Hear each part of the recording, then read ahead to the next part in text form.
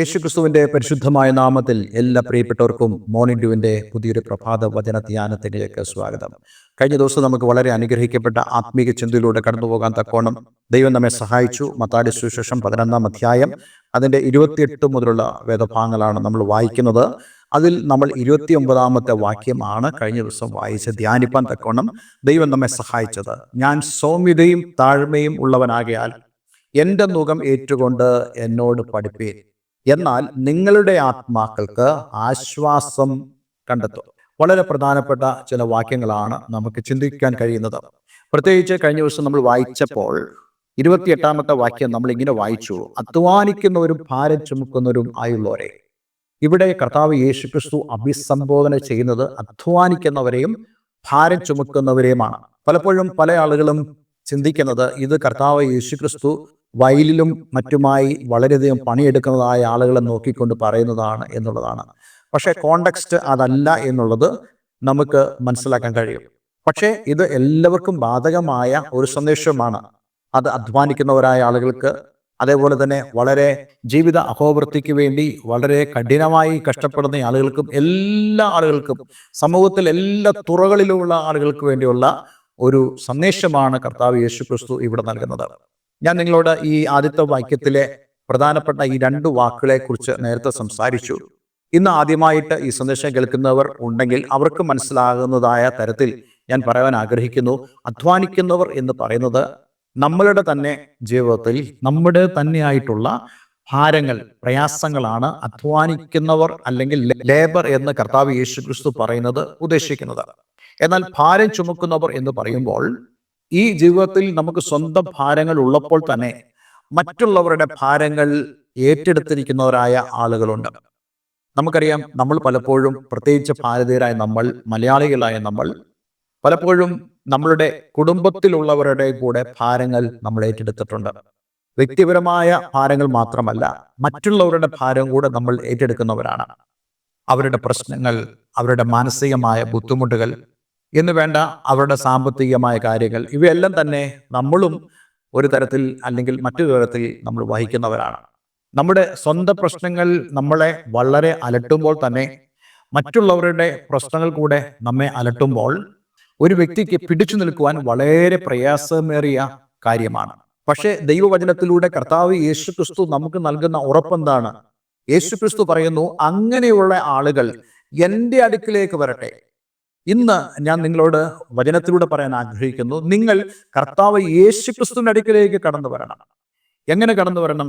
ഒരു പള്ളിയിലേക്ക് പോകുന്ന കാര്യത്തെക്കുറിച്ചല്ല ഞാൻ നിങ്ങളോട് പറയുന്നത്. ഒരു പ്രാർത്ഥനാ യോഗത്തിലേക്ക് പോകുന്ന കാര്യമല്ല ഞാൻ നിങ്ങളോട് പറയുന്നത്. മറിച്ച് ഞാൻ നിങ്ങളോട് പറയുന്നത്, നിങ്ങൾ യേശുക്രിസ്തുവിന്റെ അടുക്കിലേക്ക് അടുത്ത് വരണം. യേശുക്രിസ്തുവിന്റെ അടുക്കിലേക്ക് നിങ്ങൾ വിശ്വാസത്താൽ അടുത്ത് വരണം. യേശുക്രിസ്തുവിന്റെ അടുക്കിലേക്ക് അവനിലുള്ള ആശ്രയത്വത്താൽ നിങ്ങൾ കടന്നു വരണം. അവനിൽ നമുക്ക് ആശ്രയിക്കാനും വിശ്വസിക്കുവാനും കഴിയണമെങ്കിൽ യേശു ആരാണെന്ന് നമുക്ക് മനസ്സിലായെങ്കിൽ മാത്രമേ അവനെ നമുക്ക് വിശ്വസിക്കുവാനും ആശ്രയിക്കുവാനും കഴിയുള്ളൂ. നമ്മൾ വിദൂരതയിലേക്ക് യാത്ര ചെയ്യുന്ന ഒരു യാത്രക്കാരനാണെന്ന് സങ്കല്പിക്കുക. ഒരു ബസ്സിൽ നമ്മൾ യാത്ര ചെയ്യുന്നു. നമ്മുടെ അടുക്കൽ അപരിചിതനായ ഒരു വ്യക്തി ഇരിക്കുന്നു. നമുക്ക് എന്തെങ്കിലും ഒരു ആവശ്യമുള്ളപ്പോൾ ആ വ്യക്തിയെ നമ്മൾ ആശ്രയിക്കുമോ? ഇല്ല, ഒരിക്കലുമില്ല. നമ്മൾ ആശ്രയിക്കുന്നത് ആ ബസ്സിലെ കണ്ടക്ടറെയോ അല്ലെങ്കിൽ ഡ്രൈവറെയോ ആയിരിക്കും. കാരണം നമുക്ക് അവരുമായി അല്പം ഒരു ബന്ധമുണ്ട്. അതായത് നമ്മൾ ടിക്കറ്റിന് വേണ്ടി പണം കൊടുത്തപ്പോൾ അവിടെ ഒരു എക്സ്ചേഞ്ച് നടന്നു, ഒരു ബന്ധമുണ്ടായി. ഒരു യാത്രക്കാരൻ, അതേപോലെ തന്നെ ആ വാഹനത്തിന്റെ നിയന്ത്രണം ഉള്ളവരായ ആളുകൾ എന്ന നിലയിൽ നമുക്ക് റിലേഷൻഷിപ്പ് ഉണ്ട്. പക്ഷെ അടുത്തിരിക്കുന്ന വ്യക്തിയുമായിട്ട് നമുക്ക് യാതൊരു വിധമായ ബന്ധവുമില്ല. കാരണം നമുക്ക് ആ വ്യക്തിയെ അറിയില്ല. ആ വ്യക്തിയെ വിശ്വസിക്കുവാനോ ആശ്രയിക്കാനോ നമുക്ക് കഴിയത്തില്ല. കാരണം നമ്മൾ ആ വ്യക്തിയെ അറിയാത്തതുകൊണ്ട്. ഇതുപോലെ തന്നെയാണ് നമ്മൾ കർത്താവ് യേശുക്രിസ്തുവിനെ അറിയാത്തിടത്തോളം കാലം നമുക്ക് അവനെ വിശ്വസിക്കുവാനോ ആശ്രയിക്കാനോ കഴിയത്തില്ല. യേശുക്രിസ്തുവിനെ എങ്ങനെയാണ് നമ്മൾ അറിയുന്നത്? യേശുക്രിസ്തുവിനെ നമ്മൾ അറിയുന്നത് സുവിശേഷത്താൽ മാത്രമാണ്. കർത്താവ് യേശുക്രിസ്തുവിനെ കുറിച്ചുള്ള സുവിശേഷം കേൾക്കുമ്പോൾ ഒരുവൻ യേശുവിനെ അറിയുന്നു. യേശു ആരാണെന്ന് അറിയുന്നു. യേശു എന്തിനാണ് ഈ ഭൂമിയിലേക്ക് വന്നത് നമ്മൾ അറിയുന്നു. അതേപോലെ തന്നെ യേശുക്രിസ്തുവിന്റെ പ്രവചനങ്ങളെ കുറിച്ച് അറിയുന്നു. യേശുക്രിസ്തു ആസന്ന ഭാവിയിൽ അവൻ കടന്നു വരുന്നതിനെ കുറിച്ച് നമ്മൾ അറിയുന്നു. അതേപോലെ തന്നെ കർത്താവ് യേശുക്രിസ്തു നമുക്ക് വേണ്ടി ഒരുക്കുന്നതായ സ്വർഗീയ ഭവനത്തെക്കുറിച്ച് നമ്മൾ അറിയുന്നു. അങ്ങനെ നമ്മൾ അവനെ അറിയുമ്പോൾ നമുക്ക് അവനിൽ വിശ്വസിക്കുവാനും ആശ്രയിക്കുവാനും സാധിക്കും. ഇന്ന് എന്നെ കേൾക്കുന്നവരായ ആളുകൾ ആരെങ്കിലും കർത്താവ് യേശുക്രിസ്തുവിനെ അറിഞ്ഞിട്ടില്ലെങ്കിൽ, നിങ്ങളുടെ ജീവിതത്തിൽ കർത്താവ് യേശുക്രിസ്തുവിനെ അറിയാനുള്ള എല്ലാ സാഹചര്യങ്ങളും ഞങ്ങൾ ഒരുക്കി തരാൻ തയ്യാറാണ്. പക്ഷേ നമ്മൾ ഓരോരുത്തരും അവനെ അറിയുമ്പോൾ നമ്മൾ അവനെ ആശ്രയിക്കേണ്ടത് ആവശ്യമാണ്. നമ്മൾ അവനെ വിശ്വസിക്കേണ്ടത് ആവശ്യമാണ്. അങ്ങനെ അവന്റെ അടുക്കിലേക്ക് വരുന്ന ആളുകൾ അവനെ വിശ്വസിക്കുകയും അവനെ ആശ്രയിക്കുകയും ചെയ്യണം എന്നുള്ളതാണ് ഇവിടെ കർത്താവ് യേശുക്രിസ്തു പറയുന്നത്. യേശുക്രിസ്തുവിന്റെ ആഹ്വാനം അതാണ്. നോക്കണേ, ഇതൊരു രാജകീയ വിളിയാണ്. യേശുക്രിസ്തു നമ്മെ രൂപാന്തരപ്പെടുത്തുവാൻ കഴിയുന്നതായ ഒരു വിളിയിലേക്ക്, അവന്റെ പരമാധികാരത്തിലേക്ക്, അവന്റെ അനുഗ്രഹത്തിലേക്ക് അവൻ നമ്മെ വിളിക്കുന്നു. നാം അവന്റെ അടുക്കിലേക്ക് കടന്നു ചെല്ലണം. എന്നിട്ട് യേശു, കഴിഞ്ഞ ദിവസം നമ്മൾ പറഞ്ഞതുപോലെ, യേശു പറഞ്ഞു, ഞാൻ സൗമ്യതയും താഴ്മയും ഉള്ളവനാകിയാൽ എന്റെ നുകം ഏറ്റുകൊണ്ട് എന്നോട് പഠിപ്പീൻ. യേശുവിന്റെ നുകത്തെക്കുറിച്ച് നമ്മൾ കഴിഞ്ഞ ദിവസം ചിന്തിക്കുകയുണ്ടായി. യേശുക്രിസ്തുവിന്റെ നുകം എന്ന് പറയുന്നത് അവന്റെ വചനങ്ങളും അതേപോലെ തന്നെ അവന്റെ അധികാരങ്ങളുമാണ്. നാം അവയെ ഫോളോ ചെയ്യുമ്പോൾ, അവയെ അനുഗമിക്കുമ്പോൾ അത് നമുക്ക് ആശ്വാസത്തിന് കാരണമായി തീരും. എന്ന് മാത്രമല്ല, ഇവിടെ കർത്താവ് യേശുക്രിസ്തു തന്നെക്കുറിച്ച് തന്നെ രണ്ട് പ്രധാനപ്പെട്ട വാക്കുകളിലൂടെ വിശദീകരിക്കുന്നു. 29-ാമത്തെ വാക്യത്തിന്റെ ആദ്യ ഭാഗം, ഞാൻ സൗമ്യതയും താഴ്മയും ഉള്ളവനാകയാൽ. നോക്കണേ, ഞാൻ സൗമ്യതയും താഴ്മയും ഉള്ളവൻ. എന്താണ് ഇവിടെ സൗമ്യതയെക്കുറിച്ച് കർത്താവ് യേശുക്രിസ്തു പറയുന്നത്? തന്റെ ജീവിതത്തിൽ അവൻ എത്രത്തോളം സൗമ്യത ഉള്ളവനായി തീർന്നു.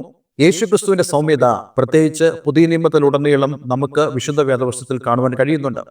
യേശുക്രിസ്തു അരയിൽ തോർത്തു ചുറ്റി ശിഷ്യന്മാരുടെ കാലുകൾ കഴുകിയെന്ന് നമുക്ക് കാണുവാൻ കഴിയുന്നുണ്ട്. ആ ശിഷ്യന്മാർ ആ കാലത്ത് സമൂഹത്തിൽ ഏറ്റവും താഴ്ന്ന നിലയിൽ ജീവിക്കുന്നവരും വിദ്യാഭ്യാസം കുറവുള്ളവരും അതേസമയം തന്നെ മീൻപിടുത്തം തൊഴിലാക്കിയവരായ ആളുകളായിരുന്നു. അവരുടെ കാലുകളെ കർത്താവ് യേശുക്രിസ്തു കഴുകി. അതേപോലെ തന്നെ അന്നത്തെ വെറുക്കപ്പെട്ട ജനവിഭാഗങ്ങൾ, ചുങ്കക്കാരും പാപികളും അതേപോലെ തന്നെ കുഷ്ഠരോഗികളും അവരോടൊപ്പം ഇരുന്ന യേശു അത്താഴം കഴിക്കുകയും അവരെ സ്നേഹിക്കുകയും ചെയ്തു. അതേപോലെ തന്നെ വിശുദ്ധ വേദപുസ്തകത്തിൽ വളരെ വ്യക്തമായി നമുക്ക് കാണുവാൻ കഴിയുന്നുണ്ട്, ദൂതന്മാരെക്കാളും അല്പം മാത്രം താഴ്ച വന്നവനായ കർത്താവ് യേശുക്രിസ്തു. ദൈവത്തിന്റെ സൃഷ്ടിയിൽ മനുഷ്യർ എന്നുള്ളത് ദൂതന്മാരെക്കാളും ഉയർന്ന സ്ഥാനത്താണ് നിൽക്കുന്നത്. എന്നാൽ ദൂതന്മാരെ ദൈവം സൃഷ്ടിച്ചത് മനുഷ്യരെക്കാൾ താഴ്ത്തിയാണ് സൃഷ്ടിച്ചത്.